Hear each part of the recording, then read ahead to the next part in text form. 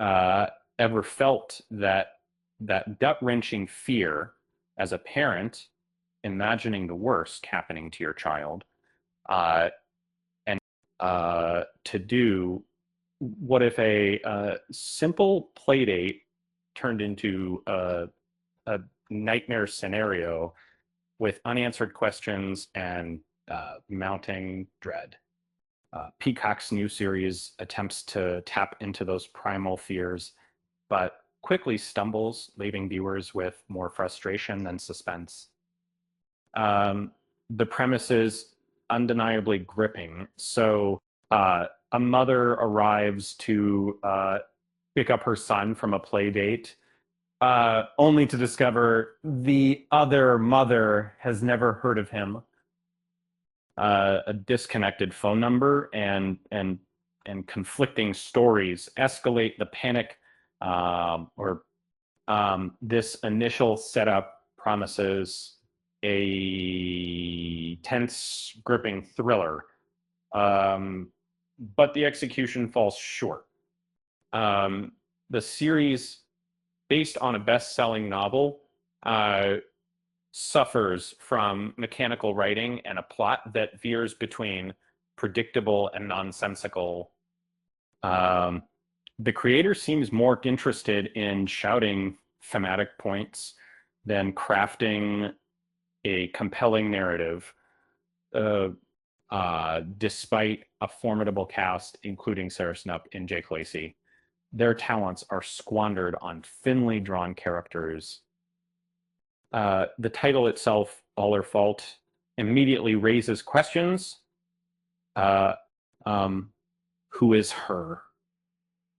Um, is it the mother, the friend's mother, or a hidden figure lurking in the shadow? The series throws potential suspects at the audience, uh, creating confusion rather than intrigue.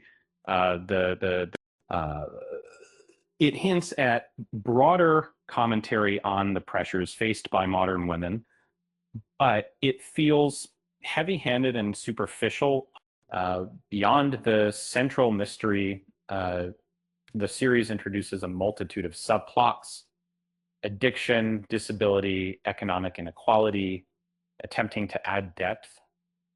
However, these elements feel disjointed and underdeveloped, serving as distractions rather than enhancements to the core narrative.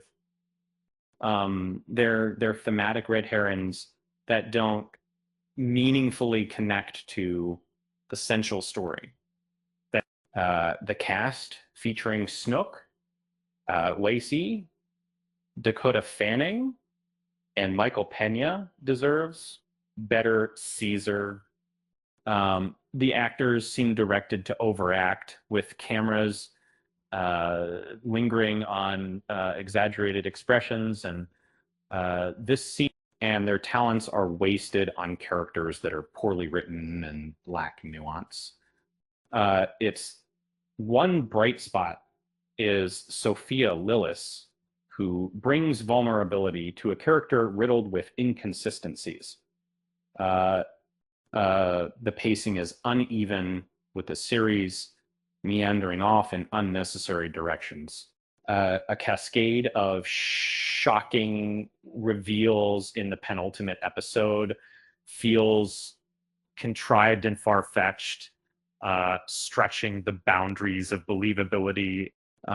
Surprise is essential in a mystery, but it shouldn't come at the expense of logic or coherence. While the series has a few redeeming qualities, Lillis's performance and a touching portrayal of a father's love for his son with special needs, they're not enough to overcome its fundamental flaws. In a crowded landscape of domestic thrillers, this series fails to stand out. If you enjoy the genre, you might be better off waiting for a more compelling option. And if you do tune in, well, let's just say you'll be blaming everyone but the writers. I, Uh, it's a bit like a Playdate gone wrong. Messy, frustrating, and leaving you wishing you'd stayed home. Uh, with that said, thanks for watching, and until next time,